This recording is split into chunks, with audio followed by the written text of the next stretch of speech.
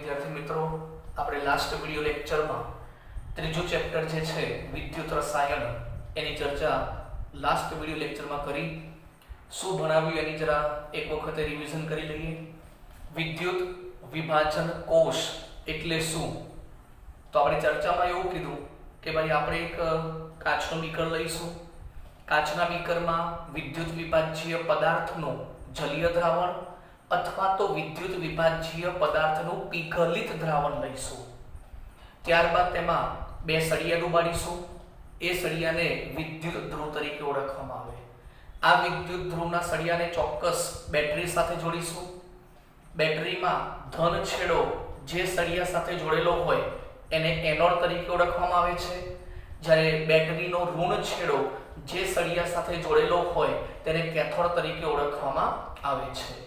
Anode ધન ધ્રુવ, cathode ઋણ ધ્રુવ. બરાબર છે. હવે તમે જ્યારે વિદ્યુત પ્રવાહ પસાર કરશો ત્યારે એ સમયગાળા દરમિયાન જે ધન ધ્રુવવાળી પ્લેટ છે એનોડ, એના ઉપર કયા આયનોનું આકર્ષણ થશે? દ્રાવણમાં રહેલા ઋણ આયનોનું આકર્ષણ થશે અને ઋણ આયનોનો નિપજનો જથ્થો આ સળિયા ઉપર જમા થશે. જ્યારે કેથોડ એ કયો ધ્રુવ છે? ઋણ ધ્રુવ છે. તો ઋણ ધ્રુવ પર કયા આયનોનું આકર્ષણ થશે? ધન આયનોનો. તો જલીય દ્રાવણમાંથી ધન આયનો આ સપાટી ઉપર એટ્રેક્શન કરશે અને ધન આયન તરીકે મોટા ભાગે કોણ હશે? ધાતુઓ હશે. તો ધાતુઓ જેવી કે સોડિયમ, મેગ્નેશિયમ, એલ્યુમિનિયમ, આ બધી જે ધાતુઓ છે એ કેથોડની પટ્ટી ઉપર જમા થશે. ઓકે. તો એનોડ ધન ધ્રુવ, કેથોડ ઋણ ધ્રુવ. ધાતુઓ કેથોડ ઉપર જમા થાય છે. આવી ચર્ચા આપણે લેક્ચરમાં કરી. હવે આજે આપણે વાત એ કરવાની છે કે આ તમે જે વિદ્યુત વિભાજન કર્યું અને એ દરમિયાન વિદ્યુત ધ્રુવોની સપાટી ઉપર જે નિપજોનો જથ્થો જમા થયો એના ઉપર એક્સપેરિમેન્ટ સૌપ્રથમ કોને કર્યું હતું? તો એક વૈજ્ઞાનિક છે માઇકલ ફેરાડે.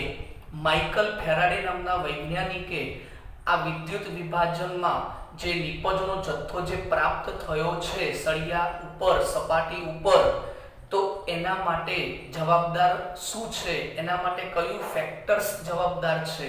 બરાબર. એના માટે જથ્થાત્મક ગુણધર્મનો અભ્યાસ કર્યો અને જથ્થાત્મક ગુણધર્મના આધારે આ વૈજ્ઞાનિક માઇકલ ફેરાડે 1833 થી 1834 ના સમયગાળા દરમિયાન પ્રયોગોના આધારે બે નિયમો સમજાવ્યા અથવા તો બે નિયમો રજૂ કર્યા અને એ નિયમોને માઇકલ ફેરાડે દ્વારા રજૂ કરવામાં આવેલા વિદ્યુત વિભાજ્યના નિયમોને ફેરાડેના વિદ્યુત વિભાજ્યના નિયમો તરીકે ઓળખવામાં આવે છે.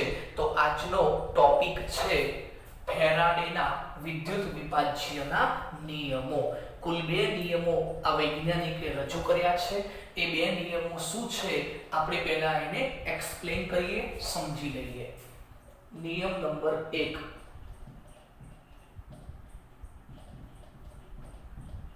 ફેરાડે નામના વૈજ્ઞાનિકે પહેલો નિયમ આપ્યો. પહેલો નિયમ આ વૈજ્ઞાનિકે જે આપ્યો છે એ કઈ રીતે છે આપણે પહેલા લખીને સમજાવી દઉં કે જ્યારે વિદ્યુત વિભાજન કોષમાં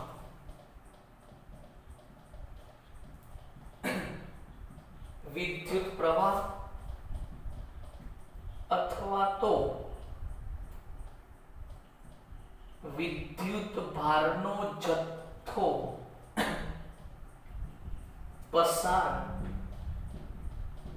કરવામાં આવે છે ત્યારે વિદ્યુત વિભાજન કોષમાં રહેલ પીઘલિત અથવા તો જલીય દ્રાવણમાંથી આયનો મુક્ત થાય છે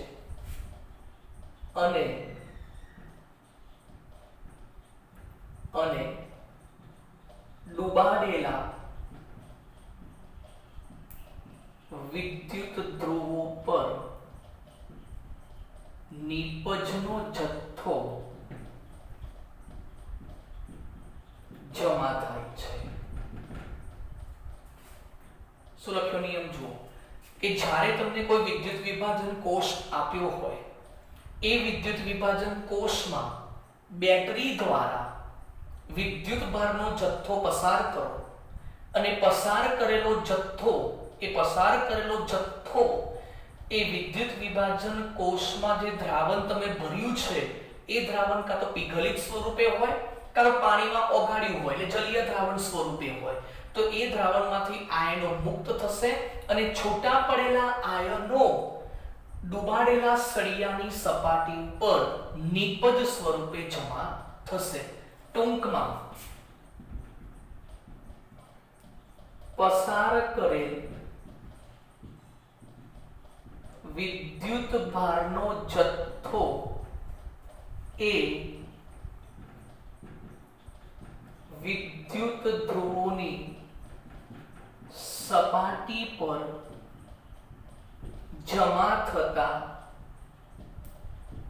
નિપજોના જથ્થાના સમપ્રમાણમાં હોય છે. વિદ્યુત પ્રવાહ લખો તો હોય ચાલે હો ભાઈ. પસાર કરેલ વિદ્યુત ભારનો જથ્થો વિદ્યુત ધ્રુવોની સપાટી પર જમા થતા નિપજોના જથ્થાના સમપ્રમાણમાં હોય છે. મતલબ જેટલો ઇલેક્ટ્રિસિટી વધારે પસાર કરશો, જેટલા વોલ્ટેજ વધારે આપશો, જેટલી ઇલેક્ટ્રિસિટી વધારે પસાર કરશો, જેટલો વિદ્યુત ભારનો જથ્થો વધારે પસાર કરશો, એમ આ સળિયાની સપાટી પર ધન અને ઋણ આયનો વધારે આકર્ષિત થશે અને સપાટી પર ધાતુનો જથ્થો જમા થશે.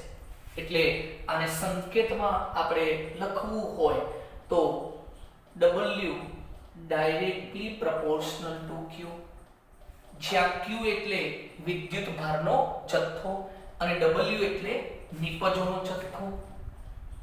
જ્યાં Q એટલે કોનો જથ્થો બેટા? વિદ્યુત ભારનો જથ્થો.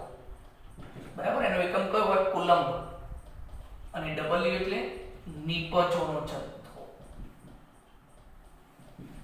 ઓકે, તો Q ચલે છે, W લખો તો એ ચાલે, કાં તો W ચલે છે Q લખો તો પણ ચાલે. તો ટૂંકમાં જેટલો નિપજોનો જથ્થો વધારે મળશે એટલો વિદ્યુત ભારનો જથ્થો વધારે પસાર કરવો પડશે, અથવા તો જેટલો વિદ્યુત ભારનો જથ્થો વધારે પસાર કરશો એટલું સળિયાની સપાટી પર નિપજોનું પ્રમાણ પણ વધુ મળશે. આ નિયમને ફેરાડેનો પહેલો નિયમ તરીકે ઓળખવામાં આવે છે. તો આઈ થિંક તમારા મગજમાં આ કોન્સેપ્ટ કમ્પ્લીટ ઉતરી ગયો હશે. તો તમે સમજી ગયા હશો કે આપણે એક બીકર લઈશું, બીકરની અંદર કોઈ વિદ્યુત વિભાજ્ય પદાર્થ નાખીશું, એમાં પાણી નાખો, કાં તો એને પીગલન સ્વરૂપમાં લો, પીગાડીને લો તો પણ ચાલશે, અને દ્રાવણ બની ગયા પછી એમાં બે સળિયા ડૂબાડશો. આ બે સળિયામાં આ સળિયો બેટરીના ધન છેડા સાથે જોડવાનો છે એટલે આને એનોડ કહેવાય. આ સળિયો બેટરીના ઋણ છેડા સાથે જોડવાનો છે, આને કેથોડ કહેવાય. બહારથી વોલ્ટેજ આપવાના છે, ચોક્કસ વિદ્યુતભારનો જથ્થો પસાર કરજો તો આ દ્રાવણમાંથી રહેલા આયનો વિરુદ્ધ વીજભાર તરફ આકર્ષણ કરશે અને આ સપાટી પર જમા થશે. જેટલા વોલ્ટેજ વધારે આપશો, જેટલો વિદ્યુતભારનો જથ્થો વધારે પસાર કરો એટલો નિપજોનો જથ્થો પણ આ સળિયાની સપાટી પર વધુને વધુ જમા થશે. ઓકે, તો ટૂંકમાં આ નિયમ કયો છે? ફેરાડેનો પહેલો નિયમ છે. ક્લિયર? તો આ નિયમ તમારે સમજવાનો છે. હવે આપણે જો આગળ એક વાત સામાન્ય તમને કરી લો કે Q એટલે શું? Q એટલે શું? તો ફિઝિક્સ પ્રમાણે જો વાત કરીએ તો Q થાય છે IT. Q એટલે શું બેટા?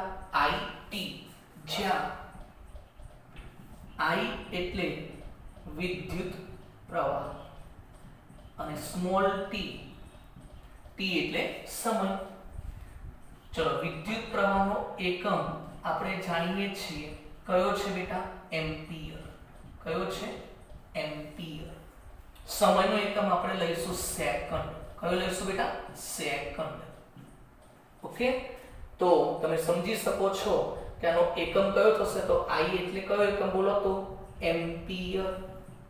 અને સમયનો એકમ કયો લઈશું? સેકન્ડ. એમ્પિયર ઇન્ટુ સેકન્ડ એટલે શું થાય બેટા? કુલમ્બ.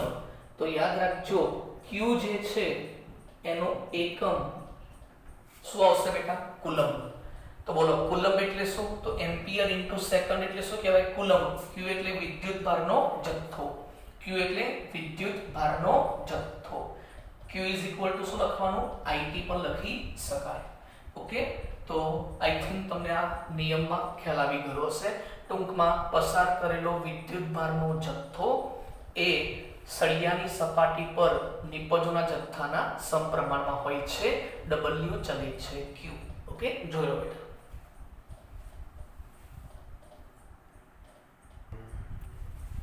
ચલો હવે આપણે ફેરાડેનો બીજો નિયમ જરા જોઈ લઈએ. પહેલા નિયમમાં અને બીજા નિયમમાં શું ફરક છે પહેલા કહી દઉં. જે પહેલો નિયમ આપણે અત્યારે ચર્ચામાં લીધો ને એમાં એક જ બીકર લેવાનું, એટલે વિદ્યુત વિભાજન કોષ એક જ લેવાનો અને એમાં બે સળિયા ડુબાડવાના. હવે ફેરાડેના બીજા નિયમમાં શું છે કે બે કે બે કરતા વધારે જો આપણે જુદા જુદા બીકર લઈએ અલગ અલગ દ્રાવણોમાં, બરાબર છે. ધારો કે પહેલો બીકર હોય ને એ સપોઝ કોપર સલ્ફેટનું લઈએ, CuSO4 નું જલીય દ્રાવણ. બીજા બીકરમાં ધારો કે મેગ્નેશિયમ સલ્ફેટ લઈએ, MgSO4. ત્રીજા બીકરમાં એલ્યુમિનિયમ સલ્ફેટ લઈએ, Al2SO4 થ્રાઇસ. તો પહેલું બીકર, બીજું બીકર ને ત્રીજું બીકર. તો ત્રણે ત્રણ બીકરમાં વિદ્યુત વિભાજ્યનું દ્રાવણ કેવું છે? અલગ અલગ છે, બરાબર. હવે તમે પહેલા બીકરમાં બે સળિયા ડુબાડો, એનોડ કેથોડ, બીજા બીકરમાં ડુબાડો, ત્રીજા બીકરમાં ડુબાડો, બરાબર છે. પણ આ ત્રણેય બીકરને આપણે હવે કેવી રીતે જોડવાના? શ્રેણીમાં. શ્રેણી જોડાણ એટલે ખબર પડી, પહેલું બાજુમાં બીજું, એની બાજુમાં ત્રીજું. તો શ્રેણીમાં આ રીતે જોડી લેવાના ત્રણેય બીકરને. અને એમાં જે વિદ્યુત ભારનો જથ્થો બહારથી બેટરીમાંથી પસાર કરો ને એ ત્રણેયમાં કેવો હોવો જોઈએ? એક સરખો. ધારો કે પહેલા બીકરમાં 5 એમ્પિયર વિદ્યુત પ્રવાહ આપ્યો ને તો બીજા બીકરમાં પછી 5 એમ્પિયર જ અને ત્રીજા બીકરમાં પણ કેટલો? 5 એમ્પિયર જ. આ જોડાણ કયું કહેવાય? શ્રેણી જોડાણ. તો જ્યારે બે કે બે કરતા વધારે જુદા જુદા વિદ્યુત વિભાજન કોષોને શ્રેણીબદ્ધ જોડવામાં આવે અને ત્યારબાદ તેમાં એક સરખો વિદ્યુત ભારનો જથ્થો પસાર કરવામાં આવે, ત્રણેયમાં એક સરખો છે, તો એ વખતે સળિયાની સપાટી ઉપર જે નિપજોનો જથ્થો જમા થશે એ નિપજોનો જથ્થો એ તુલ્ય ભારના સમપ્રમાણમાં હશે. અણુભાર નહીં, તુલ્ય ભારના સમપ્રમાણમાં હશે. જો આવું ફેરાડેના બીજા નિયમમાં કહેવામાં આવ્યું. તો નિયમ જુઓ, બે કે તેથી વધુ જુદા જુદા વિદ્યુત વિભાજન કોષોને શ્રેણીબદ્ધ જોડવામાં આવે અને એક સરખો વિદ્યુત ભારનો જથ્થો પસાર કરવામાં આવે. કેવો બેટા? એક સરખો વિદ્યુત ભારનો જથ્થો પસાર કરવામાં આવે તો વિદ્યુત ધ્રુવોની સપાટી પર જે નિપજોનો જથ્થો જમા થાય એ નિપજોનો જથ્થો અણુભારના સમપ્રમાણમાં નહીં, કોના? તુલ્ય ભારના સમપ્રમાણમાં હોય. એટલે W એટલે નિપજોનો જથ્થો, બરાબર છે. કોના સમપ્રમાણમાં હોય? EQ. EQ એટલે ઇક્વિવેલેન્ટ વેઇટ. એને અંગ્રેજીમાં કહેવાય ઇક્વિવેલેન્ટ વેઇટ. એનો ગુજરાતી થાય તુલ્યાંક અથવા તુલ્ય ભાર. તો EQ એટલે તુલ્ય ભારના સમપ્રમાણમાં હોય છે. હવે સવાલ થાય, સાહેબ કઈ રીતે આ તુલ્ય ભાર શું છે પહેલા તો એ સમજી લઈએ, બરાબર છે. તો જો ધ્યાન રાખજો, તુલ્ય ભાર કઈ રીતે શોધવો? તો તુલ્ય ભાર શોધવો હોય તો એના માટે સૂત્ર છે આણ્વીય દળ અપોન ઇલેક્ટ્રોનમાં થતો ફેરફાર. તુલ્ય ભાર શોધવાનું સૂત્ર કયું બેટા? આણ્વીય દળ અપોન ઇલેક્ટ્રોનનો ફેરફાર. દાખલા તરીકે હું તમને વાત કરું, ચલો સોડિયમનો તુલ્ય ભાર મારે શોધવો છે. ચલો બેટા સોડિયમનો તુલ્ય ભાર મારે શોધવો છે, કેટલો થાય? તો ચલો તો ઇઝ ઇક્વલ ટુ, ચલો સોડિયમ છે, સોડિયમ એનો પરમાણુ એક જ હોય પરમાણુ કહેવાય, બે હોય તો અણુ બની જશે. તો તો સોડિયમ અત્યારે પરમાણુ છે, બોલો સોડિયમનો પરમાણુ દર કેટલો 23, યાદ છે ને સોડિયમનો પરમાણુ ભાર કેટલો હોય 23.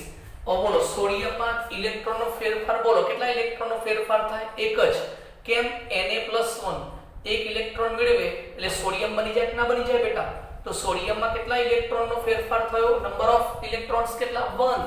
તો ઇલેક્ટ્રોનનો ફેરફાર લખીશું 1. ઓકે, તો જવાબ આવશે 23 ગ્રામ પર તુલ્યાંક. તુલ્યાંક એટલે કે તુલ્ય ભાર, ગ્રામ પર મોલ નહીં હો બેટા. ચલો આવડી ગયું. આ ચલો સપોઝ હું કહું મેગ્નેશિયમ. ચલો મેગ્નેશિયમનો તુલ્ય ભાર શોધવો હોય Mg, તો મેગ્નેશિયમનો પરમાણુ ભાર કેટલો હોય? 24. ચલો મેગ્નેશિયમનો તુલ્ય ભાર શોધવો હોય તો છેદમાં શું આવે? ઇલેક્ટ્રોનનો ફેરફાર. યાદ કરો મેગ્નેશિયમ કેટલા ઇલેક્ટ્રોન ગુમાવે છે? 2. તો મારા જોડે જ્યારે દ્રાવણ બન્યું હશે તો દ્રાવણમાં શું હશે? Mg+2. બરાબર છે ને? 2 હંમેશા સોડિયમ +1 હોય. મેગ્નેશિયમની ઉપર કેટલો વીજભાર આવે? +2. તો Mg+2 બોલો કેટલા ઇલેક્ટ્રોન સ્વીકારે? 2 ઇલેક્ટ્રોન. તો શું બની જાય? Mg ધાતુ બની જાય કે ના બની જાય? તો Mg બનાવવા માટે બોલો કેટલા ઇલેક્ટ્રોનનો ફેરફાર કરવો પડ્યો? 2. તો અહીં લખવાનું 2. ઓકે, તો અહીં કેટલા આવશે? 12 ગ્રામ પર તુલ્યાંક. ક્લિયર? તો મેગ્નેશિયમનો તુલ્ય ભાર કેટલો આવ્યો? 12. સપોઝ એલ્યુમિનિયમનો તુલ્ય ભાર શોધવો છે. ચલો એલ્યુમિનિયમ, તો એલ્યુમિનિયમનો તુલ્ય ભાર કેટલો? તો આણ્વીય દર નહીં, પરમાણુ હોય તો પરમાણુય દર. તો એલ્યુમિનિયમનો પરમાણુય દર કેટલો છે? 27. હવે એલ્યુમિનિયમ બોલો કેટલા ઇલેક્ટ્રોનનો ફેરફાર બતાવે છે? 3. કારણ કે Al કેવો હોય? +3 એટલે 3 ઇલેક્ટ્રોન મેળવે તો 1 મોલ એલ્યુમિનિયમ થઈ જાય. તો 3 ઇલેક્ટ્રોનનો ફેરફાર. ઓકે, તો 3 × 9 27. બોલો સમજણ પડી ગઈ બેટા કમ્પ્લીટ? તો આ એલ્યુમિનિયમનો તુલ્ય ભાર, આ મેગ્નેશિયમનો તુલ્ય ભાર, આ સોડિયમનો તુલ્ય ભાર. પણ તુલ્ય ભાર શોધવો હોય ને તો જરૂર કોની પડે? આણ્વીય દળ કાં તો પરમાણુય દળ. બોલો ઈઝી છે ને? હવે સિમ્પલ થઈ ગયું બેટા. તો નિપજોનો જથ્થો કોના જેટલો હોય? અણુભાર જેટલો? ના, તુલ્ય ભાર જેટલો. અને તુલ્ય ભાર કઈ રીતે શોધવાનો એ મેં તમને શીખવાડ્યું. સમજી ગયા આખી વાત? મગજમાં ઉતરી ગઈ આખી વાત?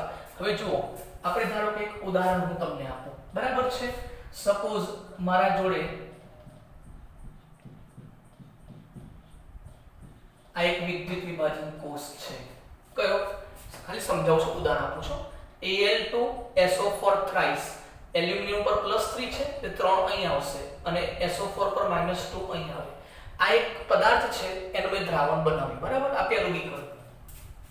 ચલો ધારો કે આપણે ચલો કરી દો મેગ્નેશિયમ સલ્ફેટ, બીજું વિકલ્પ MgSO4 નું લીધું, બરાબર છે? ધારો કે આપણે સોડિયમ સલ્ફેટ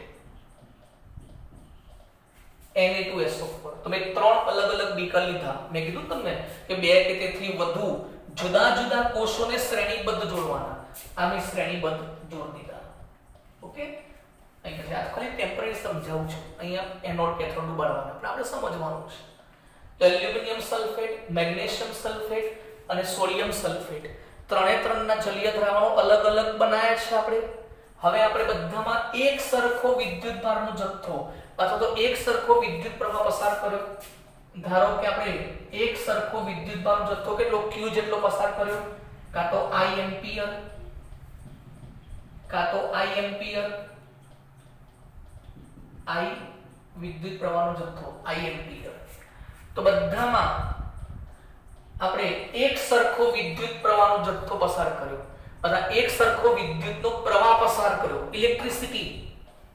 ઇલેક્ટ્રિસિટી પસાર કરી એક સરખી, જેટલી અહીં હોય એટલી જ અહીં, એટલી જ અહીં. તો પછી આના પર નિપજનો જથ્થો, આના પર નિપજનો જથ્થો અને આના પર નિપજનો જથ્થો કેવી રીતે મળે એ આપણે શોધી લઈએ, બરાબર છે? ધારો કે એલ્યુમિનિયમ છે, તો એલ્યુમિનિયમ છે એના પર કેટલો વીજભાર આવશે? +3. ચલો Mg છે તો Mg પર કેટલો વીજભાર આવશે? +2. ચલો સોડિયમ છે તો સોડિયમ પર કેટલો વીજભાર આવશે? +1. સમજો વાતને? બહુ ઇન્ટરેસ્ટિંગ છે. હવે ધારો કે આપણે સપોઝ આની અંદર ઇલેક્ટ્રિસિટી બધામાં એક સરખી પસાર કરી હ સપોઝ 1 મોલ ઇલેક્ટ્રોનો પ્રવાહ બધામાં એક સરખો પસાર કર્યો મેં હ તો હવે આમાં નિપજનો જથ્થો જે મળશે બરાબર આમાં એલ્યુમિનિયમનું વજન આમાં મેગ્નેશિયમનું વજન અને આમાં કોનું વજન સોડિયમનું વજન જે મળશે તો બોલો +3 છે તો કેટલા ઇલેક્ટ્રોનનો ફેરફાર 3 ઇલેક્ટ્રોન સ્વીકારશે બોલો +2 છે તો કેટલા ઇલેક્ટ્રોન સ્વીકારશે 2 ઇલેક્ટ્રોન સ્વીકારશે ચલો 1 છે તો કેટલા ઇલેક્ટ્રોન સ્વીકારશે 1 ઇલેક્ટ્રોન +3 -3 થઈ ગયું એલ્યુમિનિયમ +2 2 -2 થઈ ગયું તો હવે જો તમે આમાં વિદ્યુતભારનો જથ્થો પસાર કરશો તો એ વખતે આનું જે વજન આવશે બોલે વજન કોના જેટલું હશે એના તુલ્ય ભાર જેટલું કોના જેટલું તુલ્ય ભાર જેટલું જો બધામાં એક સરખો પસાર કર્યો હોય તો અહીં એક ઇલેક્ટ્રોન તો અહીં પણ એક ઇલેક્ટ્રોન આવે અને અહીં પણ એક જ ઇલેક્ટ્રોન આવશે તો જો એક ઇલેક્ટ્રોન જેટલો પસાર કરીએ સમજો એક ઇલેક્ટ્રોન જેટલો પસાર કરો તો પછી આનો જે અણુભાર હશે બોલો કેટલો હશે પરમાણુ ભાર કેટલો છે 23 ઓકે ભાગ્યા 1 તો આમાં તો અણુભાર અને તુલ્ય ભાર કેવો આવશે સરખો હવે આની અંદર જરૂર કેટલાની છે 2 ઇલેક્ટ્રોનની પણ આપણે દેખો બેટા શું કર્યું છે બોલો તો એક કરતા વધારે કોષો લીધા છે એક કરતા વધારે કોષ લીધા છે તો કયો નિયમ વાપરીશું બોલો ફેરાડેનો બીજો નિયમ વાપરીશું અને બીજા નિયમમાં નિપજનો જથ્થો કોના જેટલો હોય છે બોલો તુલ્ય ભાર જેટલો તો બોલો આ મેગ્નેશિયમનો પરમાણુ ભાર કેટલો છે 24 અને ઇલેક્ટ્રોનનો ફેરફાર કેટલો છે 2 તો બોલો આની અંદર તમારે મેગ્નેશિયમનું વજન કેટલું આવશે 12 ગ્રામ ઓકે ચલો આની અંદર એલ્યુમિનિયમનો પરમાણુ ભાર કેટલો છે 27 ઇલેક્ટ્રોનનો ફેરફાર કેટલો છે 3 આનું વજન કેટલું આવશે 9 ગ્રામ તો તમે જોઈ શકો છો જ્યારે એક કરતા વધારે કોષોને જ્યારે શ્રેણીમાં જોડવામાં આવે એક કરતા વધારે ભિન્ન જુદા જુદા કોષોને જ્યારે શ્રેણીમાં જોડવામાં આવશે ત્યારે નિપજનો જથ્થો જે આવશે એ નિપજનો જથ્થો એના અણુભાર જેટલો નહીં પણ એના કોના જેટલો આવશે તુલ્ય ભારના સમપ્રમાણમાં આવશે એટલે જો નિપજ મળે ખરી વજન મળે ખરું અને વજન કોના સમપ્રમાણમાં હશે એના તુલ્ય ભારના સમપ્રમાણમાં હશે ઓકે આને કહેવાય ફેરાડેનો બીજો નિયમ પણ આ ઘટના ક્યારે કરવાની જ્યારે એક કરતા વધારે કોષ હોય ત્યારે જો એક જ કોષ હોય ને તો કયો નિયમ પહેલો નિયમ પણ જો એક કરતા વધારે કોષ હોય તો કયો નિયમ ફેરાડેનો બીજો નિયમ કયો નિયમ બેટા ફેરાડેનો બીજો નિયમ હવે જો એક વાત તમને આની અંદર કરવા માંગુ છું હજી પણ બહુ જ ઈઝી રીતે તમને સમજાઈ દે કે આ બે સૂત્રો મેં તમને બનાવ્યા બરાબર છે હવે આ સૂત્રમાં ધારો કે આપણે એક કરતા વધારે કોષ છે તો બોલો W1 W2 કારણ કયું પ્રમાણ છે સમપ્રમાણ ઇઝ ઇક્વલ ટુ બોલો શું લખાય પહેલા વજન હોય એનું તુલ્ય ભાર અને બીજા પરમાણુનો તુલ્ય ભાર તો આ સૂત્ર આવે તો બોલો ફરીથી જો વજન તમને આપેલું હોય કે ભાઈ આટલું વજન છે કાં તો ભાઈ તુલ્ય ભાર આપણને ખબર હોય તો કે આનું વજન કેટલું કારણ કે વજન આપણે શોધી શકાય તુલ્ય ભાર તો ફિક્સ જ હોય બેટા તુલ્ય ભાર કેવો હોય ફિક્સ જ હોય ધારો કે સોડિયમ અને મેગ્નેશિયમ છે તો સોડિયમ અને મેગ્નેશિયમનો તુલ્ય ભાર તો ફિક્સ જ હોય બરાબર જો 1 હોય તો 1 2 હોય તો 2 કયું પ્રમાણ સમપ્રમાણ કયું પ્રમાણ સમપ્રમાણ છે ધારો કે હું સોડિયમ અને મેગ્નેશિયમની વાત કરું તો અહીં શું લખવાનું બોલો W વજન કોનું સોડિયમ અપોન W બોલો કોણ મેગ્નેશિયમ તુલ્ય ભાર સોડિયમ તુલ્ય ભાર મેગ્નેશિયમ આનો તુલ્ય ભાર ખબર હોય આનો તુલ્ય ભાર ખબર હોય એકનું આ બંનેમાંથી કોઈ પણ એકનું વજન આપ્યું હોય સોડિયમનું વજન આપ્યું હોય તો કે મેગ્નેશિયમનું શોધો બરાબર છે મેગ્નેશિયમનું આપ્યું હોય તો કે એલ્યુમિનિયમનું શોધો ઓકે બેમાંથી ગમે તે એકનું વજન આપ્યું હોય તો બીજાનું વજન મળી જશે કયું સૂત્ર બોલો W1 W2 તુલ્ય ભાર જે પરમાણુ હોય એનો જ અને બીજો હોય એનો 1/2 એટલે કયું પ્રમાણ કહેવાય સમપ્રમાણ કયું પ્રમાણ કહેવાય સમપ્રમાણ હવે મારે તમને આખી મેથડ બતાવીશ કે આ સૂત્ર આવ્યું કેવી રીતે હકીકત તમને સમજાવી છે તો એ સૂત્ર માટે એ સૂત્ર કેવી રીતે બન્યું એના માટે આપણે પ્રયત્ન કરીએ ચલો બેટા પહેલો નિયમ કયો તો મને કહો ચલો પહેલો નિયમ કયો છે W ચલે છે Q ચલો પહેલો નિયમ કયો છે બેટા W ચલે છે Q એટલે ખબર પડી પહેલો નિયમ પસાર કરેલો વિદ્યુતભારનો જથ્થો એ નિપજના જથ્થાના કયા પ્રમાણમાં છે સમપ્રમાણમાં છે હવે આપણે જાણીએ છીએ કે Q ઇઝ ઇક્વલ ટુ શું છે બેટા બોલો IT ચલાવી તો હાલ આપણે વાત કરી q બરાબર શું લખાય IT અને ચલે છે દૂર કરો તો ચલે છે દૂર કરો તો અચળાંક આવશે આ એક નવું સૂત્ર આવ્યું બરાબર આપણી NCERT બુકમાં આનો ખાસ ઉલ્લેખ નથી કર્યો પણ મારી ફરજ છે કે હું તમને થોડુંક નોલેજ આપું ઠીક છે તો ચલો W ચલે છે q બોલો q બરાબર શું કહેવાય IT આપણે જાણીએ છીએ તો q ની જગ્યાએ IT મૂક્યા ચલે છે દૂર કરો તો z શું કહેવાય અચળાંક પણ એને શું કહેવામાં આવ્યું એ તમને કહ્યું તો z બરાબર વીજ રાસાયણિક તુલ્યાંક કહેવાય એક નામ આપ્યું છે બરાબર ઇક્વિવેલેન્ટ નું બરાબર વીજ રાસાયણિક તુલ્યાંક અથવા તો અચળાંક તુલ્યાંકનો અચળાંક એક નામ આપ્યું છે ફેરાડે નામના વૈજ્ઞાનિકે બરાબર તો z એટલે અચળાંક છે પણ z એટલે શું તો એ જરા કહી દો તો અચળાંક કેવી રીતે શોધવો એની વાત કરું તો z is equal to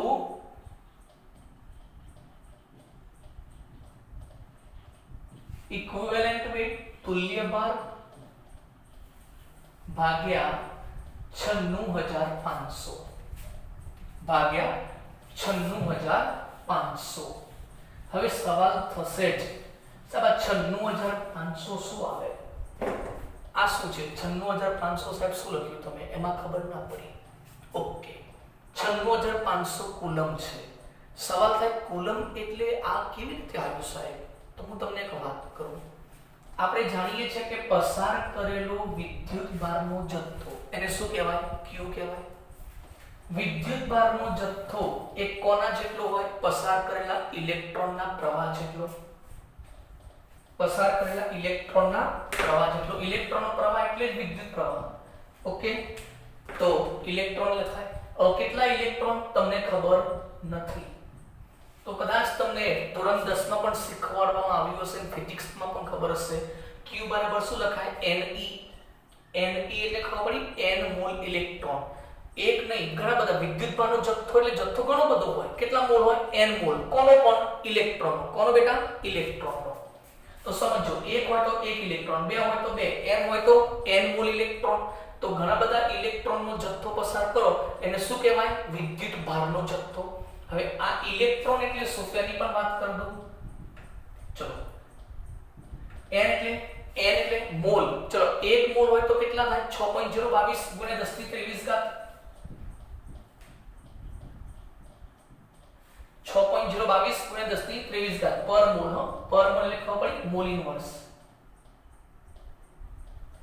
ભાઈ પર મોલ એટલે મોલ ઇન્વર્સ 1 મોલમાં કેટલા ઇલેક્ટ્રોન હોય 6.022 * 1023 ઘાત ગુણ્યા ચલો આ ઇલેક્ટ્રોન ઇલેક્ટ્રોન પરનો વીજભાર ચલો વીજભાર કેટલો હોય કુલમમાં હોય ચલો એક ઇલેક્ટ્રોન પર કેટલો વીજભાર હોય તો 1.6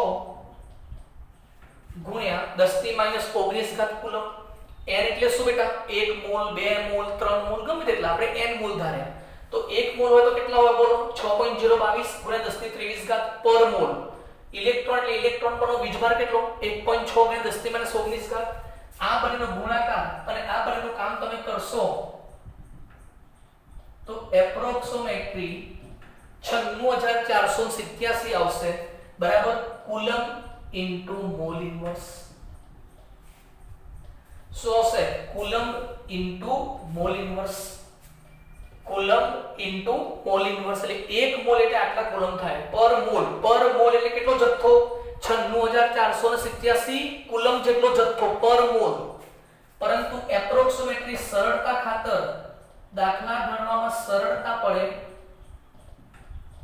એટલા માટે આપણે ગાણિતિક રીતે 96487 ને ટૂંકમાં 96500 લખી શકાય ઓકે તો એટલા માટે 1 મોલ હોય 1 મોલ વિદ્યુતભારનો જથ્થો હોય 1 મોલ ઇલેક્ટ્રોનનો જથ્થો હોય તો 1 મોલ માટે કેટલા કુલમ 96500 કુલમ એટલે q એટલે નથી કહેતા કુલમ આ રીતે આવે બેટા અને એટલા માટે આ મેં લખ્યું છે 6500 કુલમ કારણ કે 1 મોલ એટલે 2 મોલ હોય 3 મોલ હોય ઓકે તો તુલ્ય ભાર ભાગ્યા 96500 તો Q એટલે શું લખી શકાય 96500 કુલમ 1 મોલ બરાબર હો યાદ રાખજો બેટા ભૂલ ના થાય ઓકે તો Z એટલે ખબર પડી ગઈ તુલ્ય ભાર ભાગ્યા 96500 કુલમ કુલમ કઈ રીતે આવે એ મેં તમને શીખવાડ્યું બરાબર છે અને એક વાત સાથે સાથે એ પણ યાદ રાખજો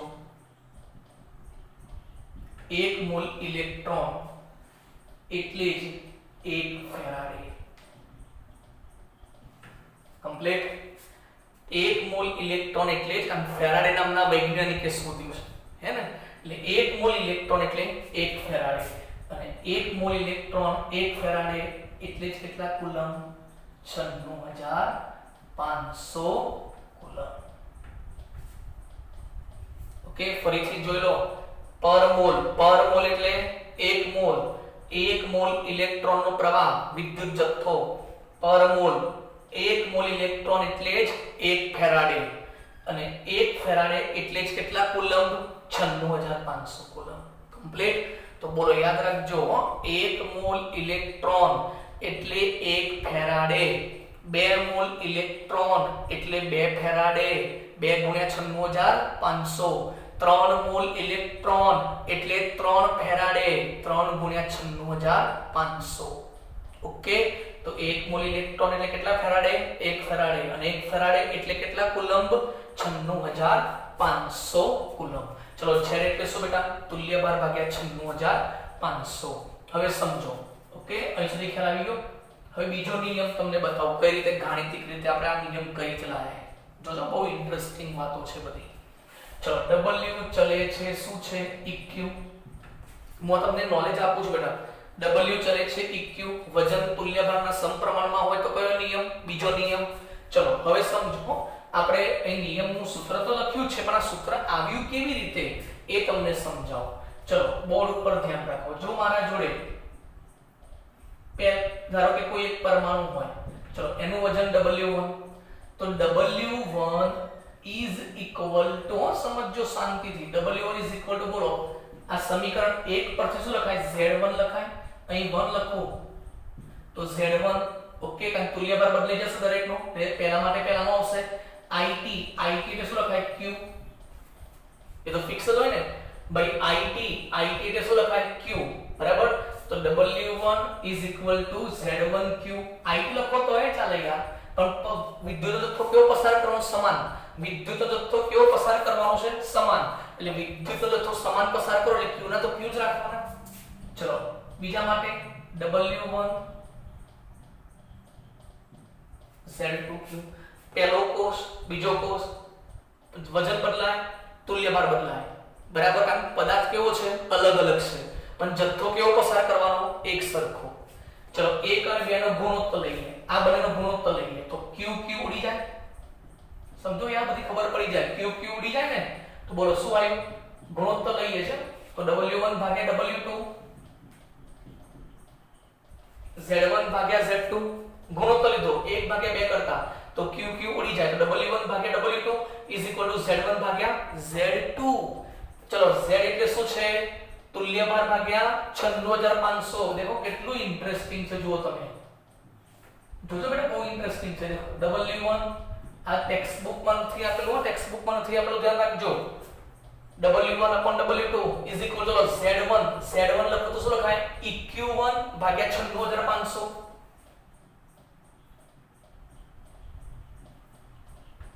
अपॉन चलो Z2 અહીં 2 લખો તો શું લખાય EQ2 ભાગ્યા 96500 સમજી ગયા 96500 ઉડી ગયા ના ઉડી ગયા તો શું વધ્યું બોલો વજન પહેલાનું વજન બીજાનું વજન પહેલાનો તુલ્ય ભાર બીજાનો તુલ્ય ભાર એટલે શું આવ્યું બોલો W1/W2 EQ1/EQ2 થઈ ગયું W1/W2 EQ1/EQ2 આ સૂત્ર ક્યારે વાપરવાનું ફરીથી કહું આ બીજો નિયમ ક્યારે વાપરશો બધા માટે નહીં જ્યારે બે કે બે કરતા વધારે કોષના નામ આપ્યા હોય રકમમાં લખ્યું હોય AgCl CuSO4 એવા બે અલગ અલગ દ્રાવણોના નામ વંચાય બે અલગ અલગ દ્રાવણોના નામ વંચાય ત્યારે કયો નિયમ યાદ રાખવાનો? બીજો નિયમ. અને એ વખતે Ag નું વજન આપ્યું હશે તો કોપરનું વજન શોધવાનું કહેશે, કાં તો કોપરનું વજન આપ્યું હશે તો Ag નું વજન શોધવાનું કહેશે. આ બંનેમાંથી કોઈ પણ એકનું વજન આપ્યું હશે તો બીજાનું મળી જાય. અને તુલ્ય ભાર તો ફિક્સ જ હોય, અણુભાર ભાગ્યા ઇલેક્ટ્રોનનો ફેરફાર. પણ વજન અલગ અલગ આવશે. તો વજનનો આધાર કોના ઉપર છે? પસાર કરેલા વિદ્યુતના જથ્થા ઉપર છે. ઓકે, માઇન્ડમાં ઉતારજો. બે કે બે કરતા વધારે કોષ આપેલા હોય તો કયો નિયમ? બીજો નિયમ. અને જો એક જ કોષ આપ્યો હોય, બરાબર, અને એમાં તમને એમ કે ભાઈ વિદ્યુત પ્રવાહ પસાર કરો તો કયો નિયમ? પહેલો નિયમ. એના માટે તુલ્ય ભાર ધ્યાનમાં લેવાનો નહીં. બીજા નિયમ માટે તુલ્ય ભાર આવશે. પહેલા નિયમ માટે તો કયું સૂત્ર? W બરાબર ZIT અથવા તો Q બરાબર IT. Q બરાબર IT. કારણ કે Q અને W કયા પ્રમાણમાં છે? સમપ્રમાણમાં. જેટલો Q વધે એટલો W વધશે. તો બોલો કમ્પ્લીટ. આઈ થિંક મગજમાં આ વાત તમારે ઉતરી ગઈ હશે જ, અને આ વાત તમારા મગજમાં ઉતરવી જોઈએ. ઓકે, જોઈ લો.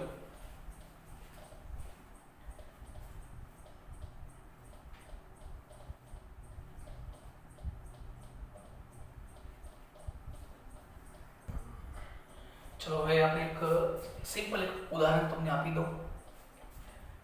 મારા જોડે એક કોષ હોય, AgCl નું દ્રાવણ હોય, તો મારે સિલ્વર ધાતુ મેળવવી હોય. સિલ્વર ધાતુ 1 મોલ. કેટલા મોલ? 1 મોલ. 1 મોલ સિલ્વર ધાતુ મેળવવી હોય તો મારે કેટલા ફેરાડે વિદ્યુત જથ્થો પસાર કરવો? તો કોમન AgCl નું દ્રાવણ છે તો અંદર કયો આયન હશે? Ag+1. બરાબર છે. તો આ +1 ને મારે તટસ્થ કરવો હોય તો કેટલા ઇલેક્ટ્રોનની જરૂર પડે? એક જ. તો Ag+1 એક ઇલેક્ટ્રોન, મેં હાલ જ કીધું એક ઇલેક્ટ્રોન, આ તત્વયોગ મિતિ ગુણાંક કહેવાય. તત્વયોગ મિતિ ગુણાંક. એક ઇલેક્ટ્રોન એટલે કેટલા મોલ કહેવાય? 1 મોલ. અને 1 મોલ ઇલેક્ટ્રોન એટલે કેટલા ફેરાડે? 1 ફેરાડે. તો Ag+1 માં 1 ફેરાડે જેટલો જથ્થો પસાર કરું, 96500 કુલમ, તો મને નિપજ કેટલા મોલ મળશે? બોલો. 1 મોલ શું મળશે? Ag મળશે. પહેલો નિયમ. પહેલા નિયમ.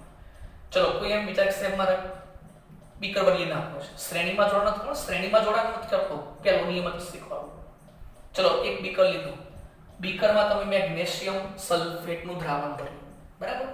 તો એમાં મારે 1 મોલ મેગ્નેશિયમ મેળવવું હોય તો મારે કેટલા ઇલેક્ટ્રોન અથવા કેટલા ફેરાડેની જરૂર પડે? તો વિચારો. ચલો મેગ્નેશિયમ એટલે Mg+2. Mg+2 ને તટસ્થ કરવા માટે કેટલા ઇલેક્ટ્રોનની જરૂર પડે? 2 મોલ ઇલેક્ટ્રોન. 2 મોલ ઇલેક્ટ્રોન એટલે કેટલા ફેરાડે? 2 ફેરાડે. અને આ કેટલા મોલ? 1 mall magnesium. ક્લિયર? તો આ જે ઉપર છે +1+2 ઇલેક્ટ્રોનનો ફેરફાર, એના આધારે અહીં મોલ નક્કી કરવાના. ચલો બીકર બદલી નાખો, બરાબર. ત્રીજું બીકર લઈએ એલ્યુમિનિયમ સલ્ફેટ. ચલો એલ્યુમિનિયમ સલ્ફેટમાં મારે 1 મોલ એલ્યુમિનિયમ મેળવવું છે તો મારે કેટલો ફેરાડે પસાર કરવો પડશે જથ્થો? તો એલ્યુમિનિયમ એટલે Al+3, 3 ઇલેક્ટ્રોન મેળવે તો 1 મોલ મળે. 3 ઇલેક્ટ્રોન એટલે કેટલા ફેરાડે? 3 ફેરાડે. 3 ફેરાડે જ્યારે પસાર કરો ત્યારે 1 મોલ એલ્યુમિનિયમ મળે. ટૂંકમાં દરેકનું વજન જે મળે છે એ સરખું નથી હોતું, એના માટે ફેરાડેનો જથ્થો અલગ અલગ પસાર કરવો પડે. એનો આધાર કોના ઉપર છે? તમે કયા પ્રકારનું રસાયણ લીધું છે. વિદ્યુત વિભાજ્ય દ્રાવણની પ્રકૃતિ જોવી પડે. જો તમે AgCl નું દ્રાવણ લો તો 1 ફેરાડે નાખો તો 1 મોલ. જો મેગ્નેશિયમ સલ્ફેટનું દ્રાવણ લઈએ તો 2 ફેરાડે નાખો ત્યારે 1 જ મોલ. જો તમે એલ્યુમિનિયમ સલ્ફેટ લો ધારો કે તો 3 ફેરાડે નાખો ત્યારે 1 મોલ. એટલે ટૂંકમાં નિપજ ભલે બધામાં 1 મોલ મળે છે, પણ એ નિપજનો આધાર કોના ઉપર છે? દ્રાવણના સ્વભાવ ઉપર. બધામાં એક સરખો જથ્થો નાખવાથી નિપજનો જથ્થો 1 મોલ ના મળે. જો અહીં 1 ફેરાડે નાખું તો 1 મોલ, અહીં ડબલ નાખું 2 × 96500 કુલમ ત્યારે 1 મોલ, 3 × 96500 કુલમ ત્યારે 1 મોલ. એટલે કહેવાનો મતલબ એક જ છે કે નિપજોનો જથ્થો એ કોના પર આધાર રાખે છે? તમે કયા પ્રકારનું દ્રાવણ લીધું છે. જેવું જેવું દ્રાવણ હશે એવા એની અંદર આપણે ઇલેક્ટ્રોન મળશે અને એ પ્રમાણે ફેરાડે નક્કી કરી શકાશે અને એના ઉપરથી આપણે આ કામ કરવું. આ જે વાત છે ને એ ફેરાડેના પહેલા નિયમ પ્રમાણે, તુલ્યભારના સમપ્રમાણમાં નહીં હો, કારણ કે મેં એક જ બીકર નથી લીધું, આ શ્રેણી જોડાણ નતું કર્યું. પહેલું બીકર પછી બીજું બીકર, એટલે શ્રેણીમાં જોડાણ નથી કર્યું, ધ્યાન રાખજો. આ સેપરેટ સ્વતંત્ર બીકરો લીધા હતા. તો બોલો 1 faraday 1 mole, 2 faraday 1 mole, 3 faraday 1 mole. તો આધાર કોના ઉપર છે? દ્રાવણના સ્વભાવ ઉપર છે. એક પ્રેક્ટિકલી અનુમાન છે, ખાલી યાદ રાખજો કે કોઈ પણ ધાતુનું વ્યાપારિક ઉત્પાદન કરવું હોય, વ્યાપારિક એટલે ખબર પડી, કોમર્શિયલ બિઝનેસ માટે, તો એ વખતે એ ઉત્પાદનમાં તો હાઈ વોલ્ટેજ જોઈએ ને, તો 50,000 એમ્પિયર જેટલો પ્રવાહ પસાર કરવો પડે. અને 50,000 એમ્પિયર એટલે પર સેકન્ડે કેટલા થાય? 0.518 ફેરાડે પર સેકન્ડ, આટલો થાય. સતત ને સતત કન્ટિન્યુઅસ હાઈ વોલ્ટેજ પસાર કરતા રહેવા પડે, ત્યારે ઇન્ડસ્ટ્રીમાં વ્યાપારી ધોરણે તમને ધાતુઓ છૂટી પડે સળિયા ઉપર આરતે. પણ 50,000 એમ્પિયર એટલે કેટલા થાય? 0.518 ફેરાડે પ્રતિ સેકન્ડ.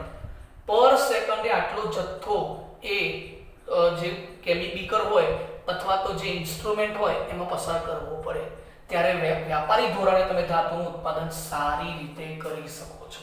આ ખાલી યાદ રાખવાનું, કઈ એક્ઝામ માટે કઈ પૂછાય એવું કઈ હોતું નથી, પણ એક રેશિયો છે, એક પ્રમાણ છે. આ પ્રમાણ મેં તમને કીધું, યાદ રાખો બેટા, યાદ રહેતો એક વખત જોઈ લેવાનું, બરાબર છે? ભૂલ ના થાય. ઓકે, તો સુધી ખબર પડી ગઈ. તો ટૂંકમાં એક જ વાત તમને કરી દઉં. ફેરાડેનો નિયમ શું કહેવા માંગે છે? ફેરાડેનો નિયમ એ જ કહેવા માંગે છે કે બીકરમાં તમારે વિદ્યુત વિભાજ્ય કોષ લેવાનું, દ્રાવણ લેવાનું, દ્રાવણમાં તમારે 2 સળિયા ડુબાડવાના, 12 બેટરી મૂકવાની, બેટરીમાંથી ચોક્કસ પ્રવાહ પસાર કરવાનો. જેવો જેવો પ્રવાહ પસાર કરશો એવો નિપજનો જથ્થો મળશે. જો વિદ્યુત ભારનો જથ્થો Q વધારે પસાર કરશો તો W વધારે મળશે. જો Q ઓછો પસાર કરશો W ઓછો મળશે. બરાબર છે? તો નિપજનો જથ્થો એ કોના પર આધાર રાખે છે? પસાર કરેલા વિદ્યુત ભારના જથ્થા ઉપર. ઓકે, ભૂલ ના થાય. અને Q બરાબર શું લેવાનું? IT. Q બરાબર IT. નિપજનો જથ્થો યાદ રાખજો, ધાતુ હોય, ધાતુ કોપર, મેગ્નેશિયમ, એલ્યુમિનિયમ, આ બધી જ ધાતુઓ જો ઇલેક્ટ્રોન સ્વીકારે છે અને આ આયનો ઇલેક્ટ્રોન સ્વીકારીને ધાતુઓ છૂટી પાડે છે, તો આ બધી પ્રક્રિયાઓ કઈ કહેવાય? રિડક્શન. અને રિડક્શન ક્યાં થાય? કેથોડ ઉપર. તો તમારે કોઈ એમ કે ભાઈ કોપરનું વજન કેટલું, તો તમારી પ્રક્રિયા કઈ લખવાની? કેથોડ ઉપર લખવાની. મેગ્નેશિયમનું વજન કેટલું, તો એ પ્રક્રિયા ક્યાં લખવાની? કેથોડ ઉપર.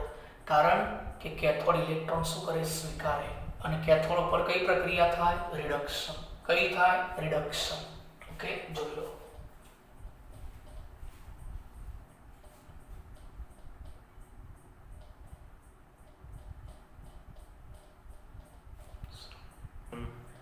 ચલો આપણે એક હવે નાનકડો દાખલો જે છે ને, એક્ઝામ્પલ, એ જોઈ લઈએ. એટલે શું થાય તમને ખબર પડે કે સૂત્રમાં કેવી રીતે કિંમતો મૂકવાની છે અને દાખલો કઈ રીતે ગણાય. ઓકે, જુઓ, કોયડો છે 3.10.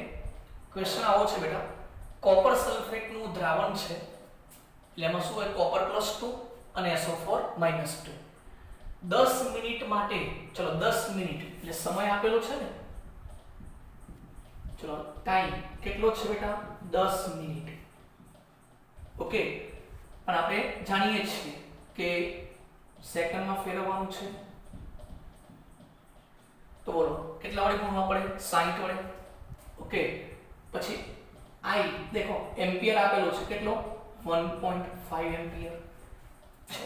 ઓકે, તો કેથોડ ઉપર કોપરનું કેટલું દળ જમા થશે? કોપરનું દળ શોધવાનું છે, મતલબ કોપરનું વજન શોધવાનું છે. તો કોઈ પણ દાખલો જ્યારે આપણે લખીએ તો એક વાત યાદ રાખજો કે સમય અને એમ્પિયર આપ્યા હોય, ટાઈમ અને એમ્પિયર આપ્યા હોય વિદ્યુત પ્રવાહ, તો સૌપ્રથમ તમામ સ્ટુડન્ટ પહેલા Q શોધી નાખવા. બોલો Q બરાબર કયું સૂત્ર? IT. બોલો I એટલે 1.5 એમ્પિયર અને સમય સેકન્ડમાં 10 મિનિટ બરાબર ઇન્ટુ 60. તો આપણે અહીં જોઈ લઈએ એક વખતે, બરાબર છે? તો 1.5 इंटू 10 इंटू 60 ओके तो is equal to 900 ampere into second એટલે શું થાય કુલમ આપણે કીધું એમ્પિયર અને સેકન્ડ એટલે શું થાય કુલમ તો આટલા કુલમ આયા હવે આપણે જાણીએ છીએ શેમાં જવું પડે ફેરાડેમાં અહીં લખ્યું હતું બેટા દેખો કુલમ અને ફેરાડે પરથી શોધી શકાય બેટા તો ચલો 1 ફેરાડે બરાબર કેટલા કુલમ 96500 કુલમ તો કુલમમાંથી ફેરાડેમાં જવું હોય તો બોલો શું લખશો 96500 coulomb is equal to 1 faraday માટે 900 કુલમ ઇઝ ઇક્વલ ટુ કેટલા ફેરાડે તો આપણે ગુણાકાર કરીશું 900 ગુણ્યા 1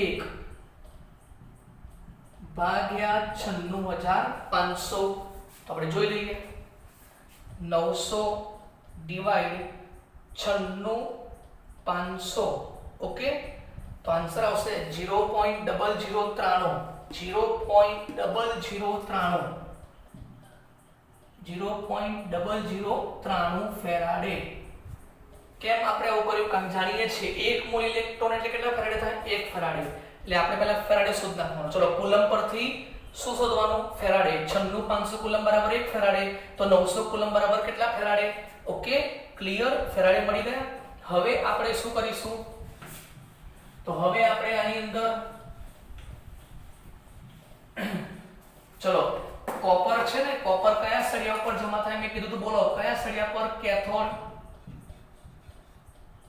કારણ કે કેથોડ કયો ધ્રુવ હોય ઋણ ધ્રુવ ચલો કોપર એટલે બોલો Cu+1 લખાય કે Cu+2 કારણ કે તમે દ્રાવણ બનાવશો તો દ્રાવણમાં શું હશે આયનો તો કેથોડ પર કયો આયન આવશે બોલો કોપર +2 નિયમ પ્રમાણે બોલો તટસ્થ કરવા માટે કેટલા ઇલેક્ટ્રોનની જરૂર પડે 2 ઇલેક્ટ્રોન તો કોપર ધાતુ જમા થાય કઈ પ્રક્રિયા બેટા રિડક્શન યાદ છે ને કેથોડ પર ધાતુનો જથ્થો જમા થાય તો કોપર +2 બોલો કેટલા ઇલેક્ટ્રોન સ્વીકારે 2 ઇલેક્ટ્રોન તો 1 મોલ કોપર મળે રેગ્યુલર નિયમ પ્રમાણે નિયમ પ્રમાણે આ રિડક્શન પ્રક્રિયા થાય ચલો આના પરથી હવે શું લખશો તમે ચલો 2 ઇલેક્ટ્રોન ચલો હાલ જ કીધું 1 મોલ હોય તો 1 ફેરાડે તો બોલો 2 મોલ હોય તો કેટલા ફેરાડે 2 ફેરાડે બોલો 1 મોલ ઇલેક્ટ્રોન હોય તો 1 ફેરાડે 2 મોલ હોય તો 2 ફેરાડે ચલો 2 ફેરાડે બરાબર અહીં કેટલા મોલ કોપર મળે છે બોલો તો 1 મોલ અને હવે કશુંમાં તો 1 મોલ કહેવાય ને ચલો આપણે વજન શોધવાનું છે વજન દળ શોધવાનું છે તો બોલો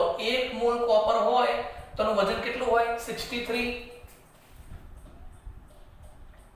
ઓકે ચલો 1 મોલ કોપરનું દળ કેટલું છે 63 પરમાણુ ભાર આપેલો છે તમને તો બોલો ફરીથી 2 ઇલેક્ટ્રોન 2 ફેરાડે પસાર કરો તો કેટલા મોલ કોપર મળે 1 મોલ એટલે કેટલું વજન એના અણુભાર જેટલું અથવા તો પરમાણુ ભાર જેટલું કેટલું આપેલું છે 63 તો માટે અહીંથી પદ મૂકો ચલો હવે 2 ફેરાડે ઇઝ ઇક્વલ ટુ કેટલા ગ્રામ કોપર જમા થાય છે બોલો 63 ગ્રામ થાય 2 ફેરાડે એટલે કેટલા ગ્રામ કોપર 63 ગ્રામ ધેરફોર તમારે જે કામ કર્યું પ્રયોગ દ્વારા જે કામ કર્યું આટલા મિનિટ સુધી તો એ વખત કેટલા ફેરાડે આવ્યા 0.0093 ફેરાડે છે ને આટલા ગ્રામ આટલા તમે આટલી મિનિટ આટલો એમ્પિયર આપો તો કેટલો જથ્થો જમા થાય ઓફિશિયલી 100% માટે આટલો આપવાનો હતો કે 2 ફેરાડે માટે આટલો 2 ફેરાડે પસાર કરો તો કેટલું વજન 63 ગ્રામ પણ તમે કેટલું આપ્યું 10 મિનિટ સુધી સમય અને 1.5 એમ્પિયર પ્રવાહ આપ્યો તો કેટલા ફેરાડે થયા બધું કર્યું તો કેટલા ફેરાડે આવ્યા બોલો 0.0093 ફેરાડે તો 0.003 ફેરાડે આપણે આપીએ તો કેટલા ગ્રામ કોપર મળે તો 0.003 ગુણ્યા 63 ભાગ્યા 2 ઓકે તો જોઈ લઈએ આપણે તો 0.003 ગુણ્યા 63 ભાગ્યા 2 is equal to 0.29935 gram copper જમા થાય આટલું કોપર જમા થાય આટલું કોપર આ જમા થાય કઈ જગ્યાએ કેથોડના સળિયા ઉપર જો દાખલો જો ફરથી રકમમાં યાદ રાખવાનું રકમમાં વાંચવાની રકમમાં એમ્પિયર આપ્યો હોય સમય આપ્યો હોય તો પહેલું જ સૂત્ર દરેક સ્ટુડન્ટ કઈ મૂકશે Q = IT એમ્પિયર આપ્યા છે, સમય સેકન્ડમાં, જો કલાકમાં આપ્યો હોય ને તો 3600 વડે ગુણવાના, બરાબર, અને મિનિટમાં આપ્યો હોય તો 60 વડે ગુણવાના, સમય સેકન્ડમાં, કુલમ મળશે. ઓકે, કુલમ પરથી શું શોધવાનું? ફેરાડે. બોલો 96500 કુલમ બરાબર કેટલા ફેરાડે? 1 ફેરાડે. તો આટલા કુલમ બરાબર કેટલા ફેરાડે? ફેરાડે મળી ગયા. ફેરાડે મળી ગયા ને, હવે આપણે જોવાનું કે કેથોડ આપણે નિપજ કઈ મેળવવાની છે? કોપર ધાતુ. તો કોપર ધાતુ કયા સળિયા ઉપર જમા થાય? કેથોડ ઉપર. તો કેથોડ ઉપર ચલો કોપરનું દ્રાવણ હતું કોપર સલ્ફેટનું, એમાં કોપરનો વીજભાર કેટલો હશે? +2. તો કોપર +2, 2 ઇલેક્ટ્રોન સ્વીકારે તો જ કોપર વડે ઓફિશિયલી રેગ્યુલર નિયમ પ્રમાણે +2 ને તટસ્થ કરવા માટે 2 ઇલેક્ટ્રોન લેવા પડે બેટા. તો 2 ફેરાડે 1 મોલ કોપર. 1 મોલ એટલે કેટલું વજન? અણુભાર જેટલું કાં તો પરમાણુ ભાર જેટલું. અહીં પરમાણુ ભાર આપેલો જ છે. તો 1 મોલ કોપર એટલે 63 ગ્રામ. તો આટલા ફેરાડે આપો તો કેટલા ગ્રામ કોપર જમા થાય? 63 ગ્રામ. તો આટલા ફેરાડે તમે આપશો તો કેટલા ગ્રામ કોપર? તો 0.29 ગ્રામ કોપર જમા થશે. ઓકે, તો ફેરાડેનો પહેલો નિયમ, ફેરાડેનો બીજો નિયમ અને એક દાખલો, આટલું તમારે આજે લેક્ચરમાં આપણે ચલાવ્યું. બધા વ્યવસ્થિત રીતે ધ્યાન રાખીને સમજી લેજો. આવતા નેક્સ્ટ વિડિયો લેક્ચરમાં નવો ટોપિક આપણે સ્ટાર્ટ કરીશું. Okay, thank you.